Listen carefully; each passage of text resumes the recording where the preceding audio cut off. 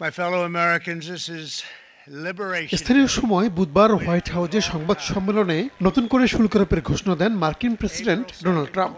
এদিন ১৮৫টি দেশ ও অঞ্চলের উপর শুল্ক আরোপ করেন তিনি। ট্রাম্পের এই সিদ্ধান্তে বাংলাদেশি পণ্যের উপর শুল্ক বাড়িয়ে ৩৭% করা হয়েছে। China, 67%. বাংলাদেশ বাদেও ভারতের পণ্যের উপর ২৬, পাকিস্তান ২৯, চীনা পণ্যে ৩৪, শ্রীলঙ্কা ৪৪, মিয়ানমার ৪৪, ভিয়েতনামের পণ্যে ৪৬% শুল্ক আরোপ করেন ট্রাম্প।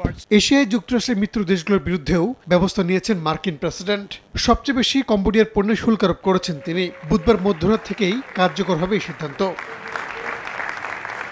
এশিয়া ছাড়াও ইউরোপীয় ইউনিয়ন ও ইউরোপের বিভিন্ন দেশের উপর শুল্ক আরোপ করেছে যুক্তরাষ্ট্র। পাশাপাশি মধ্যপ্রাচ্যের সবচেয়ে মিত্র হিসেবে পরিচিত ইসরায়েলের পণ্যেও শুল্ক আরোপ করেন তিনি। বাদ যায়নি আফ্রিকা ও ওশেনিয়া মহাদেশের দেশও। 10%, you notice that? দিনটিকে যুক্তরাষ্ট্রের অর্থনৈতিক স্বাধীনতা দিবস হিসেবে অভিহিত করেন ট্রাম্প। বলেন, এই দিনের জন্য যুক্তরাষ্ট্র দীর্ঘদিন ধরে অপেক্ষা করছে। 67%, that's tariff. যুক্তরাষ্ট্র অন্যান্য দেশের ওপর পারস্পরিক শুল্ক প্রয়োগ করবে। গত কয়েক দশক ধরে এ নিয়ে আমরা ভাবিনি, আর এখন দেখতেই পাচ্ছেন কি ঘটছে। যেসব দেশ আমাদের সঙ্গে খারাপ ব্যবহার করবে, আমরা তাদের সমস্ত শুল্ক হার সহ অন্যান্য প্রতারণার উপায় একত্রে হিসাব করব। এবং যেহেতু আমরা খুব দয়ালু, তাই আমরা খুবই দয়ালু আচরণ করছি। Fortunately, we came armed with a little smaller chart. ট্রাম্পের শুল্ক আরোপের পর থেকেই প্রতিক্রিয়া জানাতে থাকেন বিশ্ব নেতারা। পাল্টা ব্যবস্থার ঘোষণা দিয়েছেন কানাডার প্রধানমন্ত্রী। মার্কিন শুল্ক আরোপকে অত্যন্ত দুঃখজনক বলছে জাপান।